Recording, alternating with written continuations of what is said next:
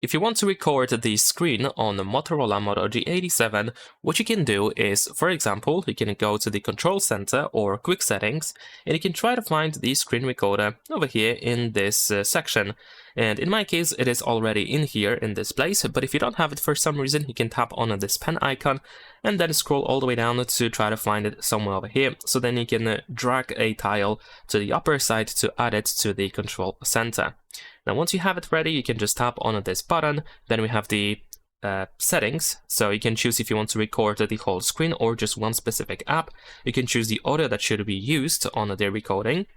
And we also can enable or disable the front camera, and we can show touch points on the recording. And once you are ready, just tap on the record button over here. There we go, we have a little countdown, and now we are recording.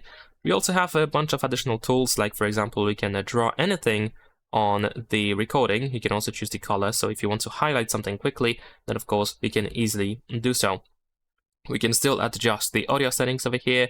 We can toggle the front camera. We can of course move it around as well. And we can pause and completely stop the recording at any point.